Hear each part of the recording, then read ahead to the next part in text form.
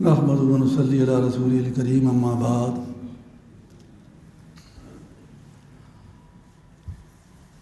آج کا موضوع ہے کہ دنیا آخرت کی ساری کامیابیاں حضور اکرم صلی اللہ علیہ وسلم کی سنت زندگی میں ہے۔ اللہ تبارک و تعالیٰ نے آپ کو انسانوں کے لیے زندگی گزارنے کے عملی نمونے کے طور پر حضور اکرم صلی اللہ علیہ وسلم کو بھیجا، اور آپ کو ایسی سنتیں دی گئی ان کو سنن الہدا کہا کہ ہدایت والی سنتیں، انتہائی زیادہ کامیاب رہنمائی کرنے والی سنتیں، سنن الہدا۔ سنتوں کی دو قسمیں ہیں، سنن شریعہ، سنن عادیہ۔ سنن عادیہ کہ آپ نے جو چیزیں اپنی عادت کے موافق، کوئی آپ کو کھانے ہیں پسند، کوئی چیزیں پہننے ہیں پسند، آپ اپنی بدنی عادتوں ضرورتوں کے مطابق جو چیزیں آپ کو پسند تھیں اور جو آپ نے استعمال کی، ان کو سنن عادیہ کہتے ہیں۔ اور ان کی پابندی کرنا، ان کو اختیار کرنا یہ محبت کی علامت ہے، لیکن وہ شریعت کے احکامات میں سے نہیں ہے کہ آدمی ان کی پابندی کرے گا، ان کو سنن عادیہ کہتے ہیں۔ سنن شریعہ وہ سنت ہے جو شریعت کا حصہ ہے، جو شریعت ہے۔ ان میں سنت موقعہ ہیں، سنت غیر موقعہ ہیں۔ موقعہ ہے جو آپ نے خود بھی کی، ہمیشہ کی، اور تاکید بھی کی کہ کرنا ہے آپ نے۔ سنت غیر موقعہ جو آپ نے کبھی کی ہیں کبھی نہیں کی ہیں، انہوں کے کرنے کی تاکید آپ نے نہیں فرمائی ہے، سنت غیر موقعہ ہے۔ مطلب پگڑی آپ نے ساری عمر، سنتوں کی ایک قسم کو سنت مستمرہ بھی کہتے ہیں، ہمیشہ آپ نے کی ہے لیکن کرنے کا حکم نہیں دیا۔ پگڑی آپ نے ہمیشہ باندھی ہے لیکن پگڑی باندھنے کا آپ نے حکم نہیں دیا کہ لازمی طور پر باندھو۔ ہاں جی، تہمت آپ نے ساری عمر باندھی ہے لنگ، ہاں جی، لیکن آپ نے اس کے تہمت باندھنے کا حکم نہیں دیا۔ ایک بار ایک لطیفہ یہاں پر ہو گیا، ہمارے یوں بھی کوئی سپورٹنٹ ریٹائر ہوا ہے یا سروس میں ہی ہوگا، وہ 4 مہینے لگا کر آ گیا یہاں کام کرنے لگ گیا۔ اس نے ایک تحریک شروع کر دی کہ یہاں کے امام جو ہیں پگڑی نہیں باندھتے، جگہ جگہ کہنا پگڑی نہیں باندھتے، پگڑی نہیں باندھتے۔ خود پگڑی اس نے باندھی ہوتی تھی، میرے پاس آیا کہ دیکھو آپ کا چترالی مولوی صاحب بھی پگڑی نہیں باندھتا ہے۔ تو میں نے سوچا کہ اب یہ بیچارہ جذبات اس کا دینی ہو گیا ہے، لیکن مسئلے کا اس کو پتہ نہیں ہے کہ پگڑی باندھنا اچھی بات ہے اور نہ باندھنے کی کوئی برائی نہیں ہے، ٹوپی بھی سنت ہے۔ آج میں نے کہا اس کو کیسے طریقے سے سمجھائیں تاکہ یہ ذرا خاموش بھی۔ میں نے کہا آؤ اس کا رضوانہ، آؤ رضوانہ پٹکے اور لنگ آخو تھوڑا دیر ضروری سنت نہ دی، تو لنگ تو اس کی بھی نہیں باندھی ہوئی تھی کہ پگڑی اور لنگ دونوں ضروری سنت، لنگ اس نے بھی نہیں باندھی ہوئی تھی، بس خاموش ہو گیا۔ اس کے بعد اس نے یہ چرچا کرنا چھوڑ دیا۔ تو یہ اور پھر ایسی بات ہے کہ سنن عادیہ اور سنن شریعہ دونوں جو ہیں یہ کامیاب ترین زندگی کے راستے ہیں۔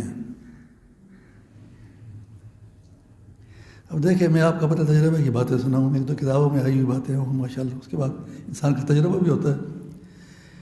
میرے پوتے کی آنکھ میں اندر پھوڑا نکلا ہے، اس میں یہ جو پپوٹا ہے، اتفاقاً ان دنوں میرا ڈاکٹر بیٹا جو ہے تو آنکھوں کے وارڈ میں ہی کام کر رہا تھا، یہ وارڈ میں کام کر رہا، اس نے دیکھا، اوہ اس کو کلیزیان کہتے ہیں، اس کے لیے اس کا آپریشن کرنا پڑے گا۔ تو میں نے کہا اچھا کریں، آپریشن کریں۔ ایسے میں نے رات کے وقت کہا کہ اس کو سرما لگا دو۔ سرما لگانا سنن عادیہ میں سے ہے، سنن شریعہ میں سے نہیں ہے، سنن عادیہ۔ میں نے کہا سرما لگا دو، تو مجھے کہتا ہے اب وہی اینٹی منی کوئی خاص چیز نہیں ہے، کوئی خاص اینٹی سیپٹک اینٹی بایوٹک نہیں ہے کہ اس سے یہ دانہ ٹھیک ہو جاؤ۔ میں نے کہا برخدار، میں دانے ٹھیک نہیں کہتا، آپ آپریشن اس کا کرائیں۔ میں نے کہا سرما لگا دو، اس کو سرما لگا دیا جی۔ صبح دیکھا 1/3 ٹھیک ہے، تو اس کا خیال ہوا کہ چلو آج نہیں لے آتے اس کو۔ دوسرے دن جو لگایا 2/3 ٹھیک ہے، تیسرے دن لگایا مکمل ٹھیک ہے۔ اس کو بڑی حیرت ہوئی، تو میں نے کہا برخدار یہ تو حضور اکرم صلی اللہ علیہ وسلم سنت ہیں، رحمت ہیں، رحمت ہیں آپ کی سنتیں، یہ رحمتیں ہیں، اور انسان کو دنیا آخرت کے فوائد اور دنیا آخرت کی کامیابیاں دلانے والی ہیں۔ اس سے بہتر طریقے زندگی ہے نہیں ہے۔ میں اپنے دانتوں کے سلسلے میں کبھی نہ کبھی جانا پڑتا ہے، ہمارے ڈینٹل کالج کے چیف ایگزیکٹو صاحب بیٹھے ہیں، یہ 2 صوبے کے بہت بہترین ہیں نا۔ تو انہوں نے مجھ سے کہا کہ ڈاکٹر صاحب آپ کے دانت، بلکہ انہوں نے اور ڈاکٹروں کو بلا کر کہا اس کے دانت دیکھو 78 سال کی عمر میں ٹھیک ٹھاک ہے جی، یہ کیسے ٹھیک ہے؟ میں نے کہا ایسے ٹھیک ہے کہ میں گزشتہ 45 سال سے ٹوس پیسٹ نہیں استعمال کر رہا. کیا شاہ؟ میں نے کہا نا. تو کیسے؟ میں نے کہا دیکھیں 2 سنتیں دانتوں کے بارے میں ہیں. ایک خلال کی سنت کہ درمیان میں اٹکے ہوئے ریزے، گوشت کے اور خوراک کے ریزے، ان کو نکالا جائے. اور دوسرا جو ہے مسواک کی جائے. اور مسواک پھر ہر نماز ہر وضو کے ساتھ کھانا کھانے کے بعد سوتے وقت مسواک کرنا. تو یہ یعنی میں نے کہا مسواک اور خلال کی سنتوں پر میں عمل کرتا ہوں. اللہ کے فضل سے مجھ پر اللہ کا فضل ہے کہ دانت میرے اس عمر میں بھی صحیح سالم ہے. سبحان اللہ. کیونکہ سنت زندگی ہے، کامیاب ترین زندگی ہے. اس کو مزید کسی سپورٹ کی اور مزید کسی ہیلپ کی، کسی مزید تائید کی اور مزید کسی سہارے کی ضرورت نہیں ہے. سنت کو مزید کسی چیز کی، کسی تائید کی ضرورت نہیں ہے. خود اتنی کامیاب ترین چیز ہے، اتنی کامیاب ترین چیز ہے. یہ دوسرا دانتوں کا مسئلہ بھی آپ کو بتاؤں کہ میرے ایک پوتے کا دانت خراب ہو گیا تو 7 سال سے پہلے حضور کے دانت ہوتے ہیں نا. تو انہوں نے ڈاکٹر صاحب نے کہا کہ اس کا تو کرنا پڑے گا، آپریشن کرنا پڑے گا، وہ ذرا پیچیدہ ہے، بچہ ہے تو یہ وہ نہیں سار سکے گا، اس کو ہم نشا دیں گے. تو آپ جمعہ کے دن اس کو لائیں، پھر سب سرجری اس کی ہم کریں گے پورے. میں چلا آیا. ہمارے محلے میں ایک آدمی دم کرا کر کیا کرتا تھا. میں نے کہا اس کو بلا کے لے آئیں. تو اس سے پہلے یہ کہا ہوا تھا کہ آپ یہ دم کیا کریں اور میرے گھر میں کریں گے میں 100 روپیہ دیا کروں گا، میں 200 دیا کروں گا، باقی لوگوں سے 100 شکرانہ لیا کرو.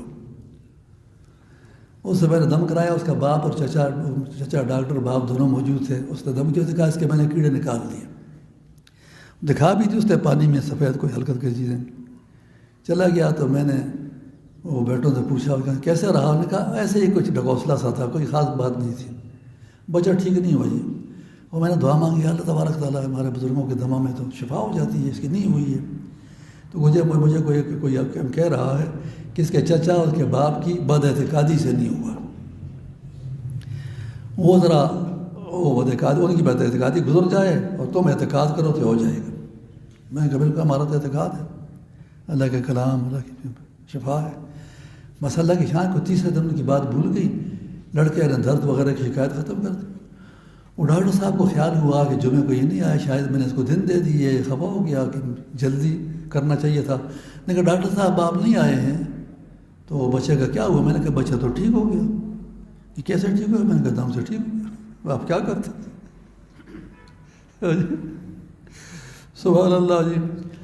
ایک دفعہ میرے ایک خلیفہ بھی ہیں اور بہت بڑے عالم ہیں کہ کئی کتابیں ان کی، انہوں نے ایک کتاب لکھی. اور کتاب جب بھی لکھتے ہیں میرے پاس بھیجتے ہیں، میں ساری کو عظمت آخر اس کو دیکھ کر جو اس میں کچھ کرنا ہو، اضافہ وغیرہ کمیوں کرنی وہ کر لیتا ہوں. پھر میں اس پر ایک تبصرہ لکھتا ہوں. تبصرہ لکھنے کے بعد پھر یہ کتاب کو شائع کر دیتا ہے. اس دفعہ سے جو کتاب لکھی تو اس میں سنتوں کے بارے میں ہدایات، مشورے اور سنت پر عمل کرنا، اس کے بارے میں اس نے لکھی ہوئی تھی. اس میں سے ایک سنت اس نے ٹخنوں سے نیچے شلوار جو ہو جاتی ہے، اس پر تبصرہ سے لکھا ہوا تھا. اور ساتھ لکھا ہوا تھا کہ ٹخنوں سے نیچے شلوار جو ہے تو یہ کبر کی علامت ہے، تکبر کی علامت ہے اور کبیرہ گناہ ہے، تو لہذا اس کی پرہیز کرنی چاہیے.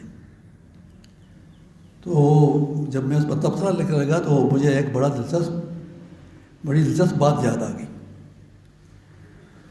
تبصرے میں لکھا کہ ایک دفعہ حضرت مولانا حسن جان صاحب رحمۃ اللہ علیہ بہت بڑے شیخ الحدیث گزرے ہیں اور قومی اسمبلی کے ممبر بھی گزرے ہیں، بڑے وہ دینی وہ بہت اعلیٰ شخصیت تھے، ہمارے اچھے مہربانوں میں سے تھے. میں ان سے ملنے کے لیے گیا ہوا تھا. یہ جو بڑا مینارے ہے نا صدر کی جامع درویش مسجد، اس میں گیا تو مجھے کافی دیر بٹھا دیتے تھے. انہوں نے کہا ڈاکٹر صاحب اس طرح ہوا کہ میں یہاں پر بیٹھا ہوا تھا اور کوئی یونیورسٹی کے اسٹوڈنٹس 2-3 مجھ سے ملنے کے لیے آ گئے. جب ملنے کے لیے آ گئے تو جو کمرے میں داخل ہوئے، میرے کمرے میں سے ٹٹی کی بو آنے لگ گئی. کمرے سے ٹٹی کی بو آ رہی ہے. مجھے بڑی شرمندگی کہ یا اللہ یہ نفیس لڑکے اور اچھے لباس پہنے ہوئے یونیورسٹی کے لڑکے آئے ہوئے ہیں اور میرے کمرے سے ٹٹی کی بو آئے تو بری بات ہے. ادھر ادھر میں دیکھ رہا ہوں کہ میرے کمرے میں کیا ہو گیا کہ ٹٹی کی بو شروع ہو گئی ہے.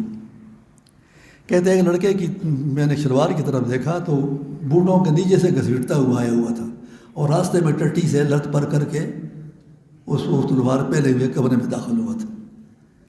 تو کہتے ہیں خیر اب کیا کریں. میں وہ بارش شرمندگی کہ میں نے اس سے کہا کہ برخدا رہی شلوار ذرا پانی مسئلے کا پانی ذرا یہ دھو لیں باہر جا کر تاکہ یہ ہو جائے. ہمارے میڈیکل کے جو آپریشن تھیٹر ہوتے ہیں نا اس میں دروازے سے اندر آدمی کو داخل ہونے نہیں دیتے. جو ڈاکٹر آپریشنوں کے لیے آئے ہوتے ہیں ان کو داخلے سے پہلے جوتے ان کو اتروا دیتے ہیں. کمرے میں جا کر سارے کپڑے ان کو اتار دیتے ہیں اور پھر نئے ان کو آپریشن کے کپڑے پہنا کر اور آپریشن کے جوتے پہنا کر اندر چھوڑتے ہیں کہ آپ باہر سے جو آئے ہوئے ہیں تو باہر سے آپ کے جوتوں کے ساتھ جو ہے کوڑا کرکٹ اور باہر کے اثرات بیکٹیریا جراثیم اور گندگی آئی ہوئی ہیں اور آپ کا جو ہے تو یہ کپڑوں کے ساتھ بھی جو باہر مختلف چیزوں کو ٹکرا کر آئی ہیں تو یہ آئی ہوئی ہیں. تو لہذا اس کو سب کو اتار کر جائے کیونکہ وہاں انتہائی صفائی ستھرائی کی ضرورت ہے. تو اس لیے شریعت نے جو ٹخنوں سے نیچے سلوار کے لٹکانے سے منع کیا ہے تو وجہ یہ کہ اس میں یہ پریشان مصیبتیں ہیں. گزرتے ہوئے اس سے گندگیاں ٹٹی غلاظت وغیرہ لگ سکتی ہے اور پھر آدمی کو خیال نہیں ہوتا خدا نخواستہ ہاتھوں کو لگ جائے. بعض بیکٹیریا ایسے ہوتے ہیں کہ ہاتھوں کو دھونے کے بعد بھی وہ چمٹے ہوئے ہوتے ہیں. اس لیے یہ جو بڑے ادارے ہوتے ہیں پی اے وغیرہ ان کے سارے ملازمین کے لیے ضروری ہوتا ہے کہ وہ قضاء حاجت کے بعد ہاتھوں کو خوب صابن سے دھوئیں تاکہ ان کے جراثیم وغیرہ جو ہیں اس کے ساتھ لگے ہوئے وہ آپ یہ مسافروں کو نہ پہنچیں کہ ان کے لیے مسئلے نہ بنے. تو یہ صفائی کا معیار ہے.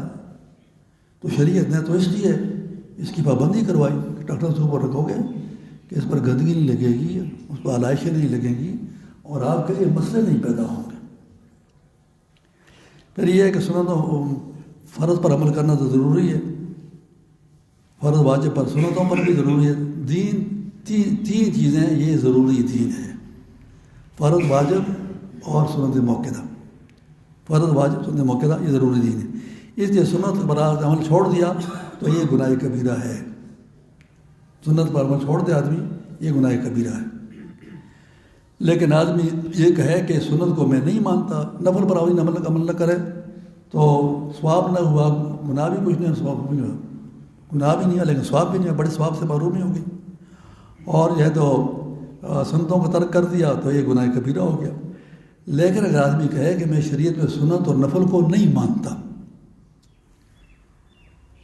تو اگرچہ یہ عمل کے لحاظ سے سنت اور نفل ہیں عقیدے کے لحاظ سے یہ فرض عقیدہ ہے کہ نہیں مانتا آدمی کہتے میں نہیں مانتا.